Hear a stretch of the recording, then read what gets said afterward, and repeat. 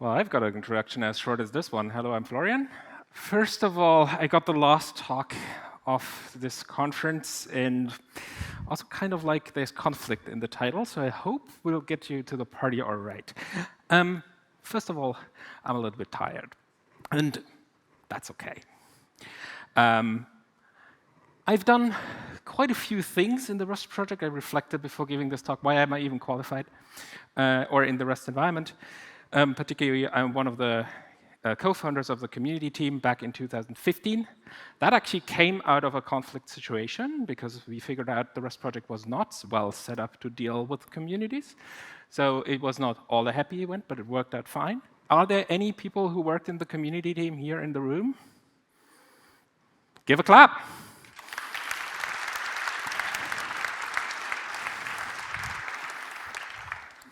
I was also a part of a number of open source projects. Async stood. I come back to that later. I'm also a Rust Foundation co-founder together with 3 other people, and this is actually the first time Ashley, Nico, Peter, and I are in the same room as the original signatories of the foundation, so also give a clap to those.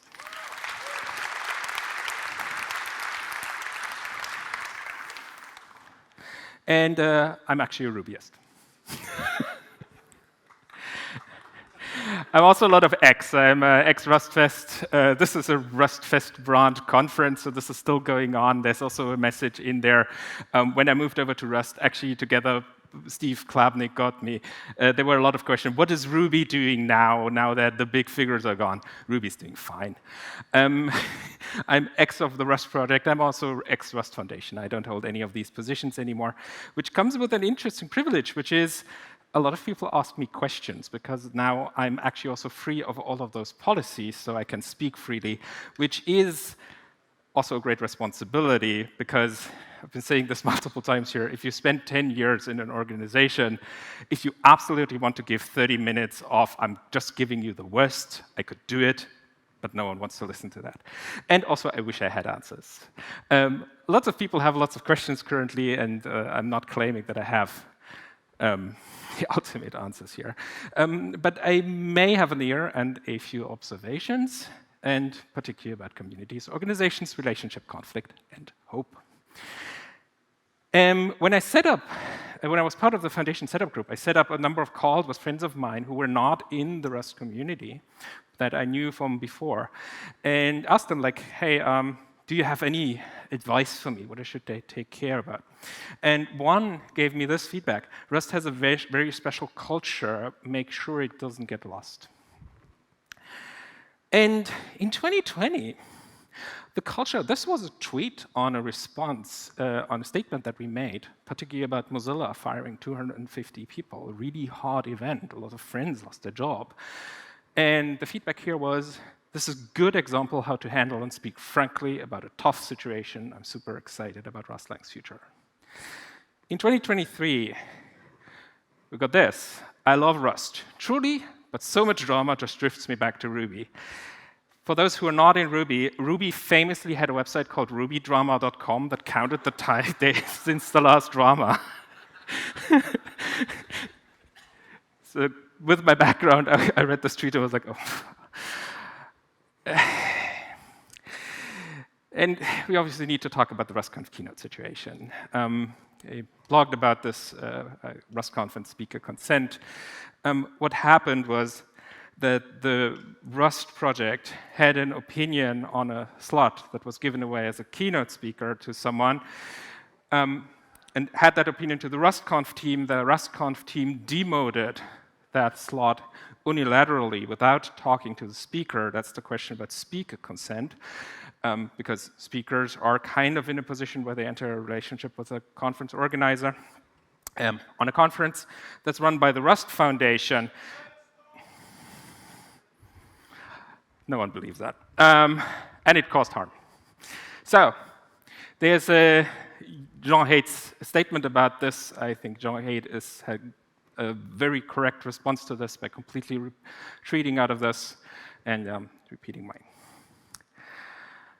And also there was a discussion, because Jean Haid is black, whether there's a racial component in this.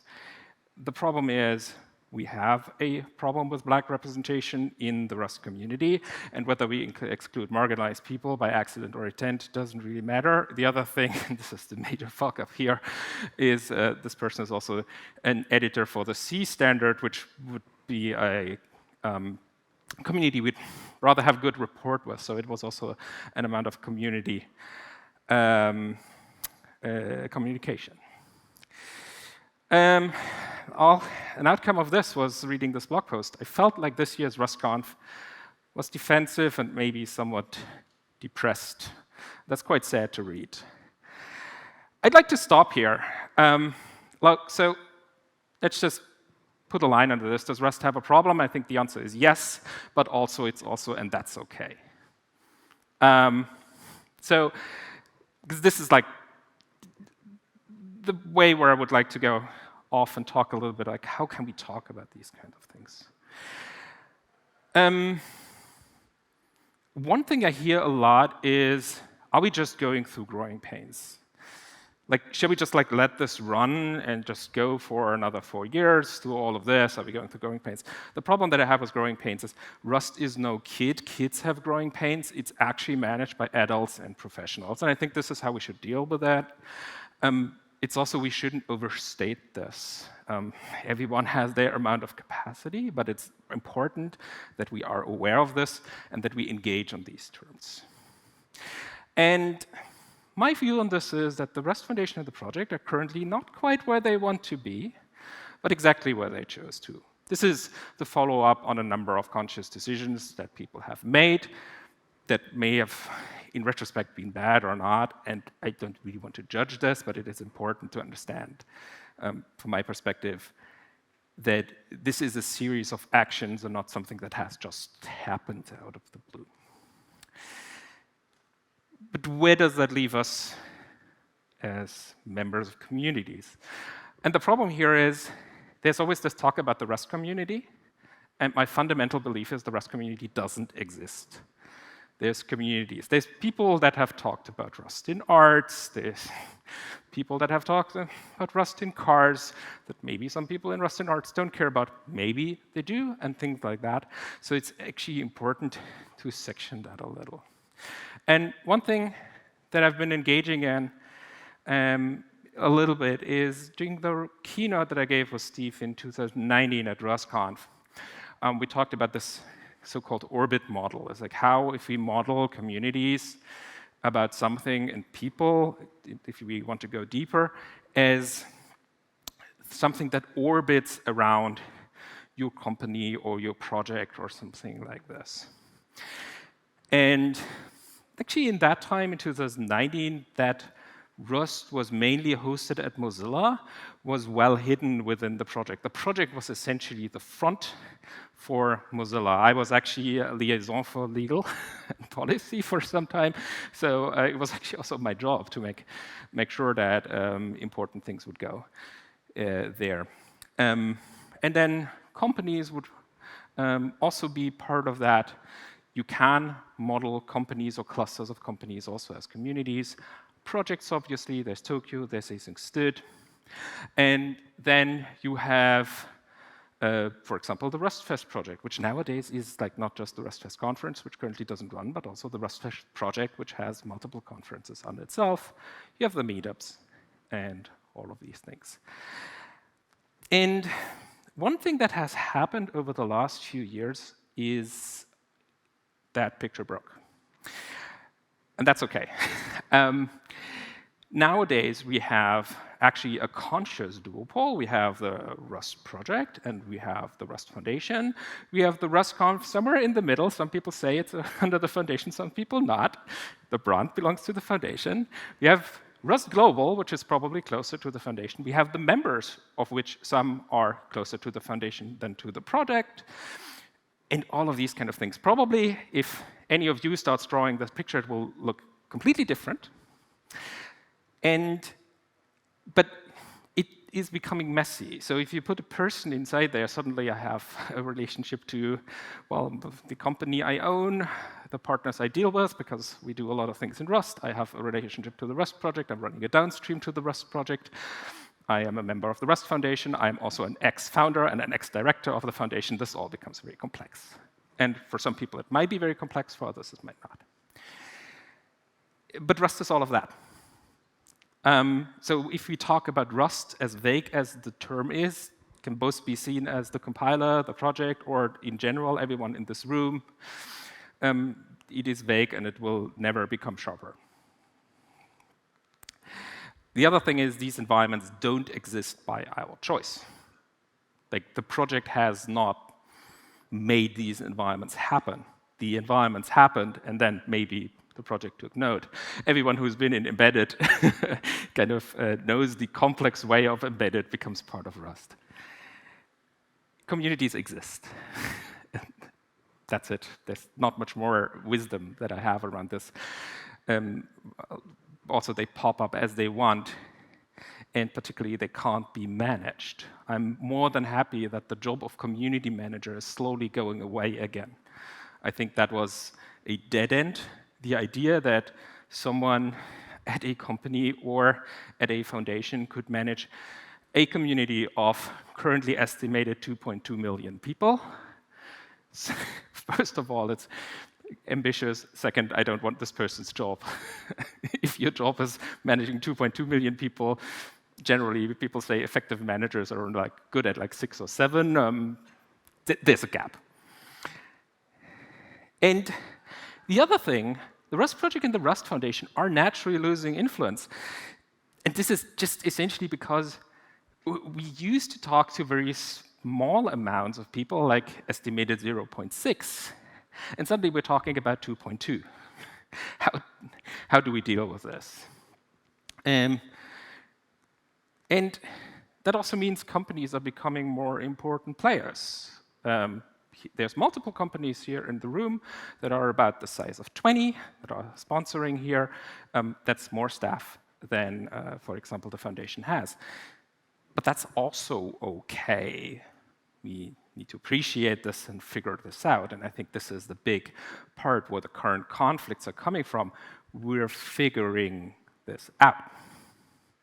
Because all of those parties have different goals and ideas, and it's also their privilege to have different goals and ideas. Some might even compete. And other of them may have relationships. Competition is also a relationship. I mean, and many of them have international relationships. One of my biggest joys, actually, in the Rust project was dealing with that whole scope of having a global community, like going to a meetup in Johannesburg or interacting with the Chinese community, interacting with the Japanese community, keynoting Rust Tokyo, all of these kind of things, like, which is actually something that needs to be treated carefully, because there's in international relationships, particularly if you have a relationship with non-European countries, you might just miscommunicate, and there might be this rife with mistake. But I'm also culturally a Rubyist. Ruby comes out of Japan. I dislike central structures. This is actually an environment that I'm thriving in. I like that there's many players, and all of these players, that builds resilience.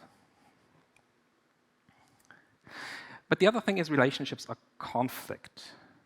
And this is what I get a lot of questions about, like, how do I deal with conflict? How do I pass conflict?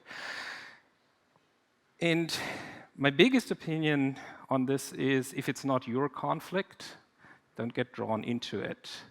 And this is something that we're seeing in open source a lot. People trying for, I think, even benign motives, sometimes because they're struggling, to draw other people into their conflicts, sometimes even just by trying to raise awareness. This comes out of a training I got, particularly on conflict. Conflict isn't necessarily bad. The question is, how does it play out? It's super rare that two entities, people, companies, are fully aligned. And even within a company, you have colleagues you like, you have colleagues you don't like, you may compete with a colleague or something like that. And there's two, this is one model you can take. There's at least 20 others. I'd like to stay with this one. If you then bring two variables into the mix, as any good management consultant, if you take the variable of frustration and energy and think about like what happens if these have different values, essentially. The training that I got where I learned this was actually, I was in a group that was frustrated that everything was fine. We were so fine with each other that we bored ourselves to death. No energy, absolutely no frustration, complacency, could meet for a beer, but nothing more. No one would ever even try to challenge someone else. So, but there's other things like the bottom down. If everyone's frustrated, but everyone has a lot of energy, people are going off on each other. It's actually quite fun to be in places where there's low frustration, lots of energy, but still conflict, because this is where you find these places where you're like, okay, I wouldn't have thought of this. And it's actually better because we have thought of this. And there's a question of perspectives. This is a very boring picture. It's actually weather's shit. Resolution is bad. I'll come back to what I see in this picture later during the end of the talk. Think about what you see in it. My point here is picture is a choice of perspective, and we're free to choose. And when we apply this to communities, I think there's such a thing as background radiation. Why do you think that? Coming back to Ruby, there was a couple of years, 2 to 3 years, where people would actively approach me and say, hey, I have a meetup. Would you like to be on a panel? And the topic of the panel is Ruby dying? It's like, I won't even answer that question. Like, if this is the question you start with that needs to be discussed, we're giving legitimacy to resignation. Ruby was, and currently isn't, was in a huge resignation phase. Interestingly, coming back to that picture, it is a shot of 2 beer gardens, and I was on a Ruby summer event last year for the Ruby Users Group Berlin, and it was a completely different vibe. I wasn't there for 5 years. No one knew me. It was actually quite fun. They're doing fine. So we should be careful to understate how resilient communities can be. But how do we avoid this? And I think this is a crucial point currently. I've been to RustConf, and I think what Adam wrote rings to an amount true. Also, I think, thank you for actually writing it down. I do think, though, that Rust has a destructive component. And I think the best way to talk about this is that I was actually part of this. Reflecting back, who here remembers async std versus Tokyo? Thank you. All I'm saying about this, I think my perspective on the policies of the Tokyo project would have changed much more if I had given it 5 phone calls and a couple of chats, and I actually managed my communication together with the Tokyo project. Because the conflict in technology between the 2 projects is really, really low.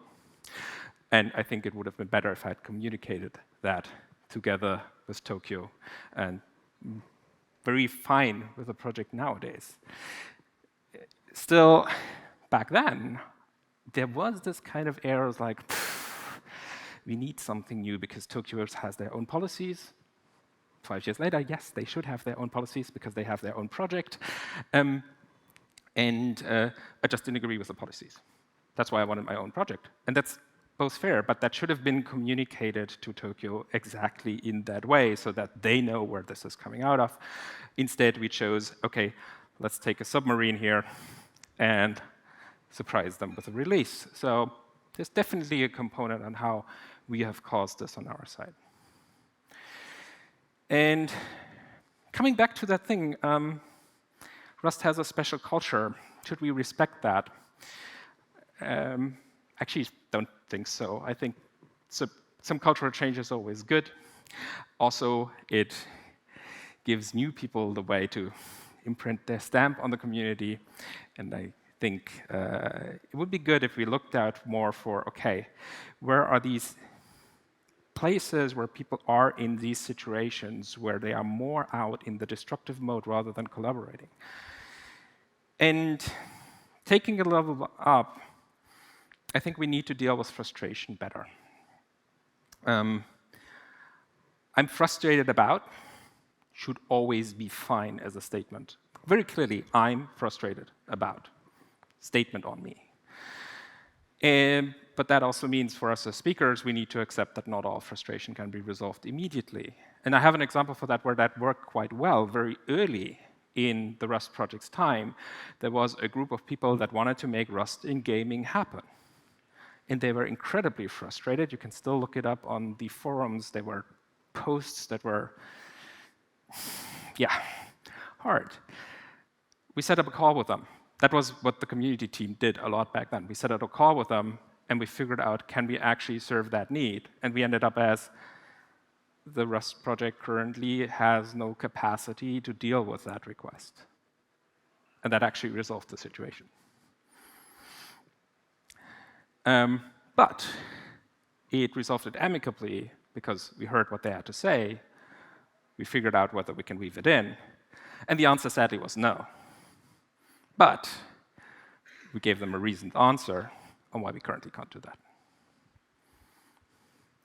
And that's really hard in a global community.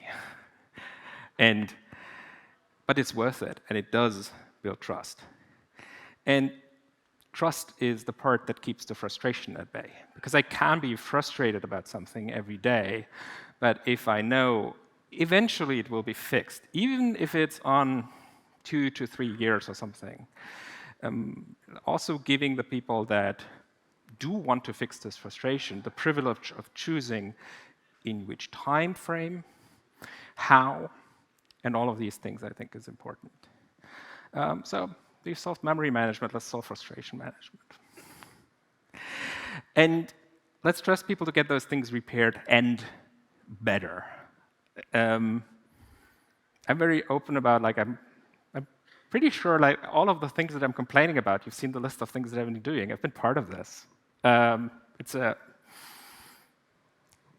yeah, some things you fail at. But particularly highlighting the people who are currently working at fixing that, that's the new leadership council, and it's the new leadership council. So it's important that they have a time to be new. We have the foundation staff, we have the project directors, we have the team members, we have all the directors at the foundation. And we also have the ex-members of the project. They are actually a resource. And this is something that I want to highlight, that these conversations happening with me are also something that does pick up again, that people are talking to people who were in the Rust project before. And because they are, like, if they leave in an amicable way, they are always there for their wisdom. And particularly all the community workers, everyone who runs a conference, a meetup, whatever, they're making sure that all of these things happen. And the second part is the energy. So, the old thing, let's get inspired. Rust actually has always been good at looking at other communities, and I think it's time to do that again. If you're currently reading OCaml Twitter, you're really in for a really joyful community that has to go somewhere. OCaml Twitter is Rust Twitter of 2015. How about we steal that again? Because we stole a lot of things. Rust community team was stealing everything from all other communities and being glad about it. So let's do that again. And let's also make sure that we inspire the people who, for example, yesterday were on a panel and were asked all the questions like, hey, you're in Rust leadership. How do things work? And like, thank you for doing that, and thank you for doing all the work. So the important thing here is everyone here in this room, we are the background radiation where all of this happens, where those pictures are red, and we are part of that. Hey, let's stay in high energy mode. Let's not let out our frustration at people. Let's state it in the sense of, hey, by the way, here's something to fix, and this is currently a pain. But let's also trust them to deal with that. So this is a really important part. And, well, what I want Rust communities to be is actually a good example how to handle and speak frankly about tough situations, as in the quoted tweet. And I think it isn't too hard to actually get back into that. I think the biggest problem is buying into the first third of that talk. This is unfixable and problematic. It's actually quite easy to fix it. It's like, what has happened? How do we make sure that it never happens again? Is something that can be done with the right group of people in a day to two, if we want to do it, and if we all buy in that we want to do it.